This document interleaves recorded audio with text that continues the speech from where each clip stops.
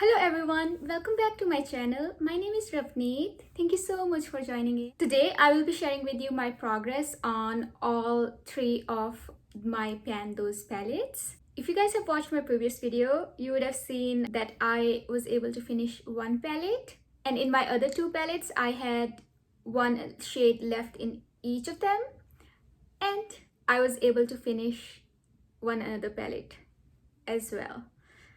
I'm like super excited today. I've been wanting to film this video for a long time. It was raining in Toronto like almost all week, and then I finally decided to sit down and film. And then I discovered that I can also change the exposure settings. Rocket science. Anyway, I was also panning another palette in my Pan That Palette 2021 Tiny Pans project. It was a project in collaboration with Fantastic Ladies. I will also link that video down below so that you can see where I am at with that palette. And if you like this sort of content, please don't forget to subscribe. Now, without further ado, let's get started. I want to talk about my palette from Wet n Wild. It's called Petal Pusher. And this is how it looked like last month. And my goals for this palette were to hit multiple pans and then kind of merge them to have like a big giant pan. And this is how it looks like today.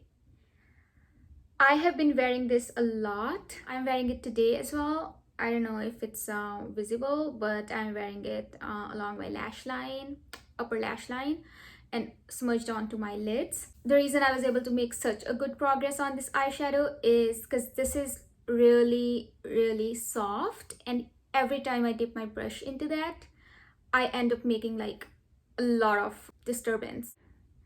This product is really thin because when I was using it previously, when I didn't hit pan on it, I wasn't focusing on hitting pan. I just wanted to like use it evenly, and then I just hit pan eventually. So now it's going super fast. I really think that I would be able to like finish all of it by next update, which I'm super excited about because I did not really think that I will be able to finish it this year. But when I started working actively on it, I saw huge results. Part of the reason is that I almost wear this eyeshadow every day.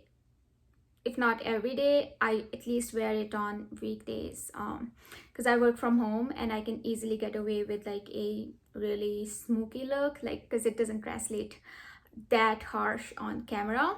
Moving on to my first eyeshadow empty ever. This was my Pan That palette last year, and this is all empty. I talked about it in my previous video in detail. I will link that below as well. Let's move on to another empty from all three of them. This is how it looked like last time. There wasn't a lot of product that was left in that duochrome shade, and I used it 4 more times to finish it up. I packed it all over my lids because I loved using it that way. This is how it's looking like today. We got shiny pens. This is my third empty palette this year. If you want to know what my second palette empty is, you can watch my Pan That Palette Tiny Pans update. It's a spoiler, but yeah, I did finish that palette as well. I'll link it below. I also filmed finishing this palette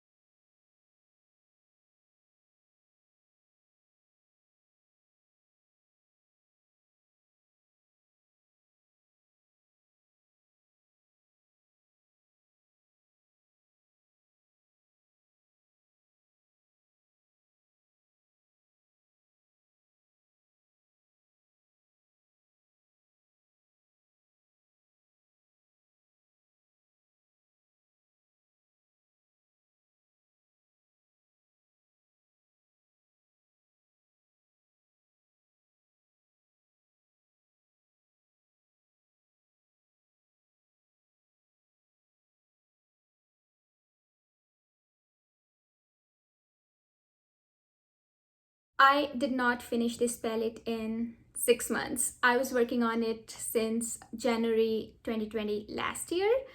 And when I started working on it, it already had a lot of progress on this shade. Other shades, I had used them, but nothing significant. The main pan that palette was Elf Holy Smokes, and it had all of the matte shades. And this palette had all of the shimmer shades, and I was pairing these two palettes together a lot. That's how I was able to like work simultaneously on both of these palettes. This is how it looked like last year. This is how it looked like in the beginning of this year. I had 3 eyeshadows left when I started working on this eyeshadow palette this year. I was able to finish this light green eyeshadow like really fast. And then there was a lot of product left in here. It was a deep green shade, which translated as black with some golden specks that would barely show up. And a duochrome shade. I knew that I was able to finish the duochrome eyeshadow if I really focus on it because I really liked it. But I was concerned about the deep green shade that was in here. And then I came across a project that was created by Nicole and Lucy on Instagram. It's called In the Focus Zone. It really motivated me to get more use out of my palette, and I was eventually able to finish it. I will also link Nicole and Lucy down below in the description box. Now let's talk about which eyeshadows I was able to finish easily and which ones gave me a little bit of heart, a little bit of issues. I was able to work on these 3 eyeshadows and incorporate them into my looks really easily, and so as this one. And of course, I told you guys already that I loved the duochrome eyeshadow that was in here. With this light green, it needed help to show up on the eyes as its true color, but yeah, that kind of helped me to finish it up quickly. But yes, I didn't like its formula, probably because this palette is like really old and that would have dried out. The only 2 eyeshadows that were a challenge for me to finish were the deep green in here and the deep burgundy in here. I used this eyeshadow in my brows a little, but mostly I was just using it all over my eyelid in my outer corner, and doing the same thing with this deep green shade. I also frankened it a little bit with a yellow shade to make it army green. But yeah, for the most part, because I just wanted to see like quick progress on this, I was just using it consistently every day.